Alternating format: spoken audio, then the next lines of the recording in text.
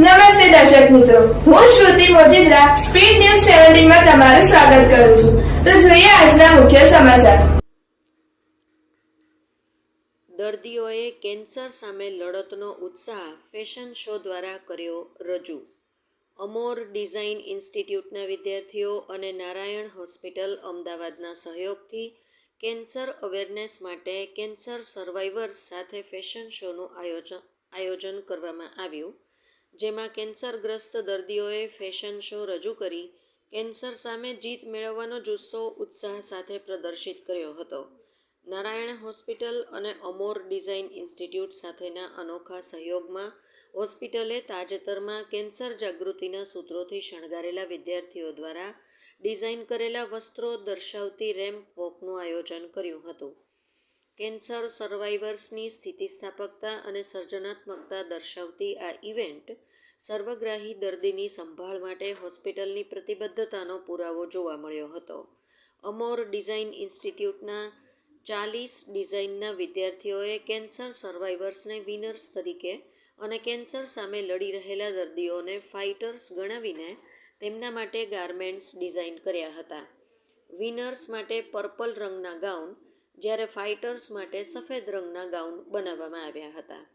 સાથે જ વિદ્યાર્થીઓ દ્વારા કેન્સર એટલે કેન્સલ નહીં, કેન્સર સામે જીતી શકાય છે જેવા જુદા જુદા થીમ પર ડિઝાઇન કરેલા ગાર્મેન્ટ્સ પહેરીને દર્દીઓ સાથે રેમ્પ વોક કર્યું હતું.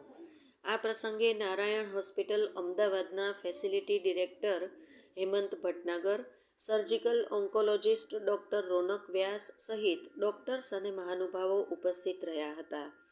અમદાવાદ સંજીવ રાજપૂત. સાહેબ, મારા માટે તો 3 જણ ભગવાન છે. પહેલા મારા ખાસ ભગવાનો બધા, એમાં ખાસ કરીને ગણપતિ દાદા, બરાબર. બીજું છે મારા મા બાપ, અને ત્રીજું છે મનીષભાઈ સાધવાનીની ટીમ. એ મારા માટે 3 જણ ભગવાન છે સાહેબ. મારા આનાથી આગળ વધવું નહીં. સાહેબ, તમને ખબર પડી કે મારા શરીરમાં કેન્સર છે, એ દિવસે કે તમે હારી ગયા ને, તમને નવી જિંદગી મળી છે, એ વિશે શું કહેવા માંગો? નવી જિંદગી સાહેબ મનીષભાઈ સાધવાની સલાહ સૂચન અને રુચિતભાઈએ આલી છે.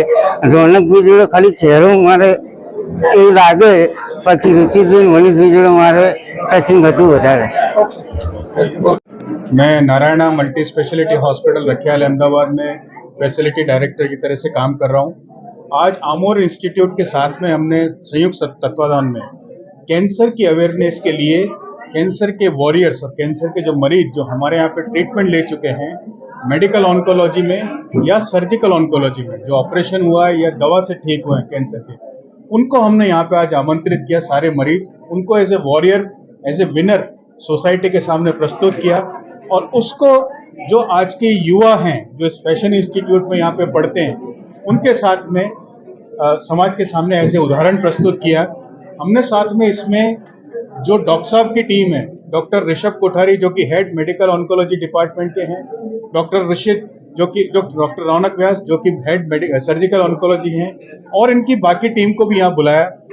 इस कार्यक्रम का उद्देश्य ये था कि जनमानस में कैंसर को लेकर जो जो भ्रांतियां हैं, जो जो मिथ हैं, उसको दूर किया जा सके. और दूसरी बात, तन की सुंदरता हर व्यक्ति के लिए जरूरी होती है. मोड़ा का कैंसर बहुत ज़्यादा तेजी से फैल रहा है तंबाकू के कारण या अन्य कारणों से. स्त्रियों में ब्रेस्ट कैंसर हो रहा है.